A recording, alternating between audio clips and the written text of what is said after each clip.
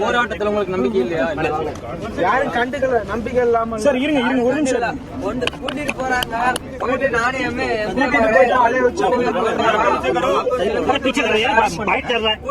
கூட்டிட்டு போயிட்டு செக்ரட்டரி பாக்கிறது, அதுக்கு அவங்களுக்கு பிஎம் எம்பிகளுக்கு கீழே உள்ளவங்களதான் பார்த்து கொண்டு வந்துடுறாங்க.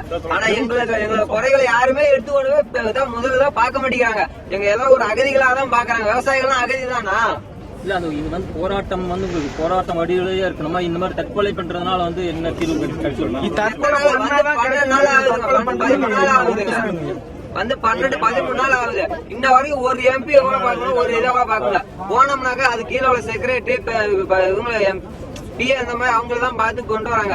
ஆனா போயிட்டு வராங்க. ஏன்னா சின்ன பிள்ளைங்களுக்கு அழுகுற பிள்ளைங்கன்னு சொல்லி சாக்லேட் பிஸ்கட் காமிச்சு அழுகு பாடுற மாதிரி. இல்ல சார், இப்போ நீங்க வந்து இவ்வளவு நாளா அமைதியா போராடிட்டு இருக்கீங்க. உங்களுடைய போராட்டம் வந்து தேசிய அளவுல போயிருக்கிறது. மத்திய அமைச்சர்கள் எல்லாருமே உங்களை பத்தி பேச ஆரம்பிச்சிருக்காங்க. இந்த நேரத்துல நீங்க ஐயா ஒரு நிமிஷம், இந்த நேரத்துல நீங்க வந்து தற்கொலை பண்றதுங்கிறது உங்க போராட்டத்தை வந்து திசை திருப்புற வகையில இருக்காதா? இல்ல எத்தனை நாளா பேசிட்டு இருக்காங்க? 13 நாளா பேசிட்டு தான் இருக்காங்களா? எங்களுக்காக எவ்வளோ பேசுறாங்க, எங்களுக்காக ஒரு 1/2 மணி நேரம் பதுக்க முடியாதுங்களா? சரியான எல்லாரும் கேட்கிறோம். இலங்கைக்காண்டி ஒருத்தர் வந்து தனியா ஆள் உட்காந்துருக்கான். இது வரைக்கும் யாருக்குமே தெரியல. இதுதான் இங்க நடக்குது.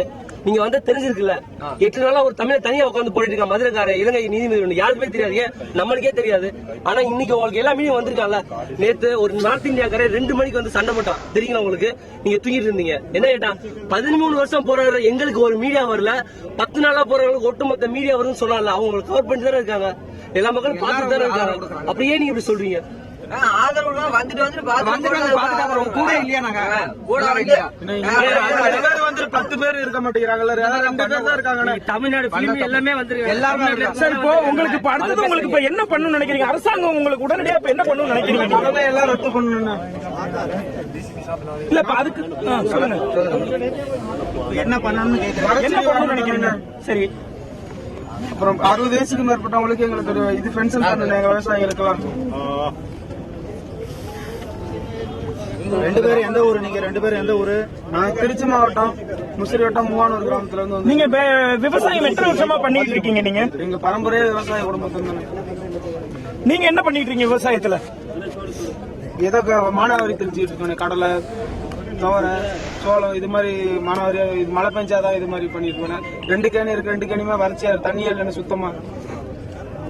இந்த மாதிரி உங்களுக்கு என்ன பிரச்சனை இருக்கு விவசாயத்துல? அவங்க மாவட்ட நிர்வாகம் எம்எல்ஏ கிட்ட அவங்க கிட்ட சொல்லிருக்கீங்களா? அதை பத்தி அவங்க என்ன சொல்லிருக்காங்க? கண்டுக்கிறதுக்கு தான் ஆளே இல்லைங்க அங்கெல்லாம் யாரும்.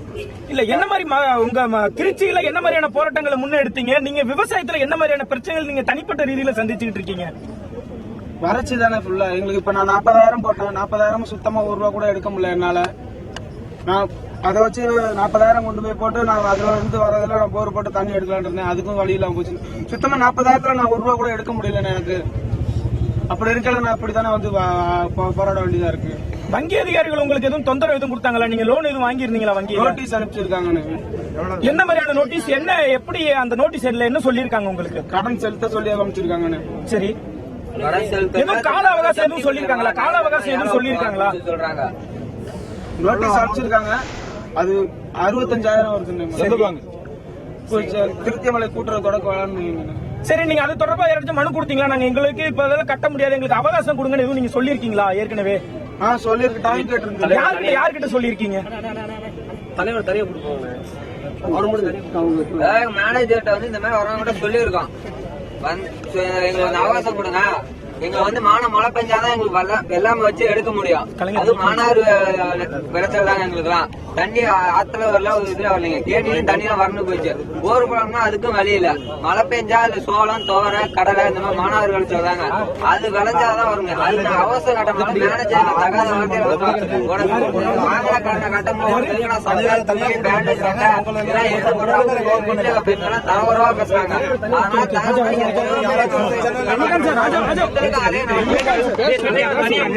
அவங்க கூட சேர்ந்து